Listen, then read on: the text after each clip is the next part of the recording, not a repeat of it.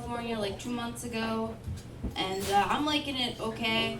I've been getting catcalled a lot since I moved here. Wow. Brag. I got catcalled in a really neat way the other day. I was walking down the street, this guy went,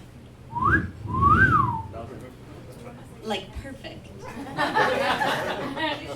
Like, so perfect, in fact, that I had to restart the song I was listening to check and make sure there wasn't an old-timey whistle in there that I didn't know about.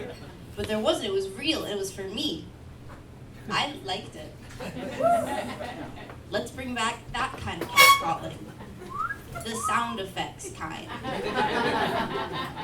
I want a guy to see me walking down the street and be like, damn, girl.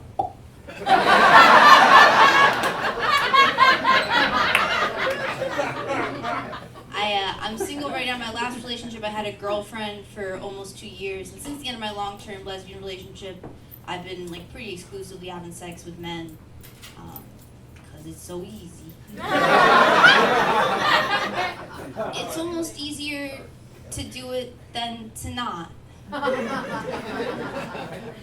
There is one challenge though, which is that you guys scare me. I was hooking up with this guy a couple weeks ago, and he was choking me a little, which is cool. I was on board with it. We talked about it beforehand. You know, eventually I tap out, and he stops, which is good. But when he stops, he looks down at me, and he says, you know, I could kill you if I wanted to. And I was like, yeah, or we could just have a nice time. Why do we as human beings live in such extremes? You know, sure, you could kill me. Or we can watch the next episode of Entourage. I'm starting to like it. I moved here from Boston, and my last 6 months before I left, I knew I was leaving, so it was kind of like senior year. I was just fucking around, I was having fun. I was mostly hooking up with this one guy, and he was pretty mean to me, but I was leaving, so who cares? And it wasn't anything crazy. He was just always calling me a slut, but not during sex, just in conversation. And I was always I feel like if you're casually hooking up with me, you kind of don't get to call me a slut, because it takes two to slut. That was my defense. And then one night I went to a party, and I walked in, and I got there, and I realized that of the people at the party who are attracted to women, I had slept with all of them. So I still don't think he should be calling me a slut, but I get wanting to put a label on what it is I was doing. I think he just didn't know the word prolific. I'm 4th generation eating disorder. Thank you. It's a long tradition passed down through the women of my family. My mom gave it to me, her mom gave it to her, and her mom before that, my great-grandmother, Irish potato famine. Ever heard of it? So she got in at the ground floor and really paved the way for young ladies such as myself.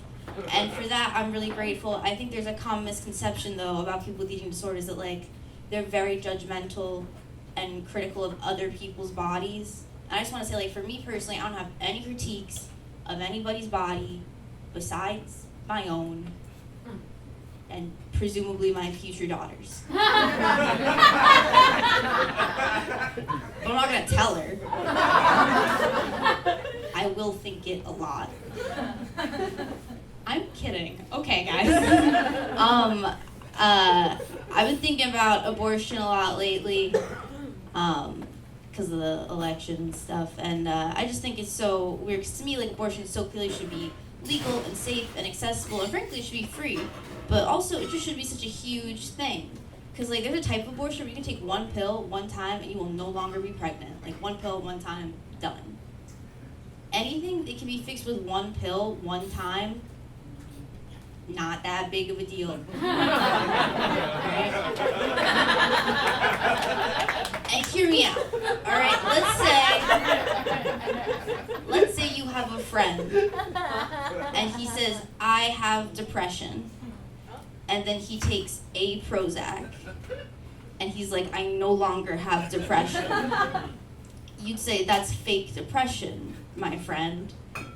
if it takes one pill one time to kill your baby, it's a fake baby, okay? Do not worry about it. Before I go, I want to share with you guys, there's this famous feminist theorist, she knows Bonnie Burstow. She's written a lot of radical feminist theory. Yeah, she's got this great quote about misogyny within the family dynamic. It goes like this. Often, father and daughter look down on mother together. They agree she is not as smart as they are, cannot function as they do. This collusion will not save the daughter from the mother's fate. Bro. Pretty intense, right, ladies?